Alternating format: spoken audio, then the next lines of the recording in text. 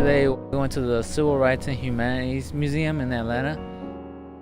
I did the simulation that we sat on the countertop, and it was simulating sit-ins, and we would put on headphones and we would sit on the stool that actually shook when people coming towards us, saying names, cuss words, and trying to get us off the stool so the stool would move.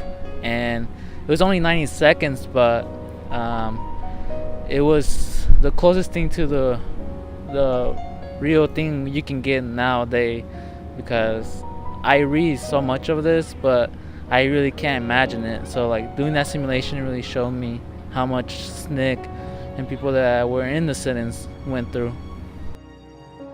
My breathing went up, like my heart rate was going up. I was like, this is not gonna be a big deal. It's just audio and the movement and the stool, but it actually made me like a little scared, because it felt like they were behind me and like right behind my ear. So it was kind of scary.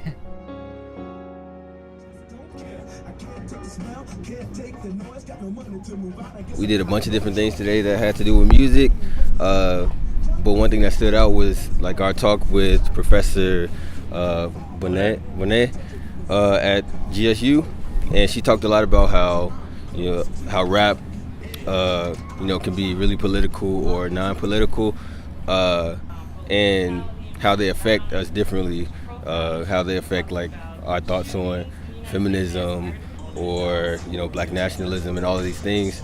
And then when we talked with Dr. Richard Allen Farmer, he talked a lot about how we, or at least Christian music, or how that is influenced by a lot of pop songs, and how they take those and kind of make them their own, and how they kind of pull from everywhere.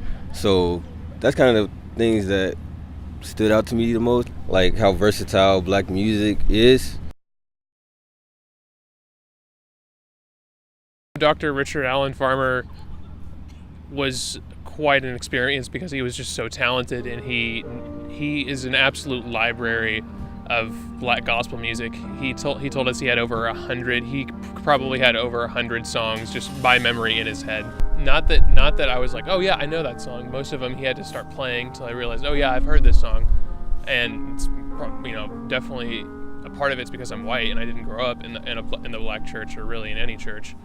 And it was just really awesome to see someone who was really a representative figure of all those things we had learned about in black gospel music.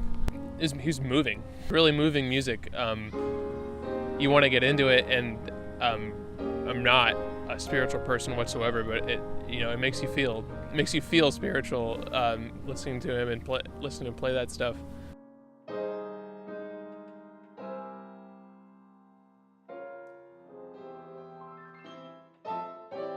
One of my probably highlights of the day, one of probably more humbling highlights of the day, was getting to see inside of the MLK Church at the MLK National Park, the Ebenezer Baptist Church. I walked in and I wanted to sit front and center, not front and center, I wanted to sit in the center of a pew, so I chose the last pew where the balcony was not overhanging to get the full view, and I sat down and the wooden pews creaked. You could tell they were there with age. They had his sermons playing through a loudspeaker, and you got to sit in the pews and look up. Like anybody, I would like to live. Just sitting there, it was very humbling. As Juan had kind of said, it's one thing to learn about it in the history books, but to go out there and immerse yourself in it and be able to see it and sit there, it was almost like you were right there. I could hear him talking. I could almost see him, and it's kind of like a chilling aspect to know that he'll go down as a legend, in history, and such an important individual in American history, to be able to sit in a place that he gave sermons to.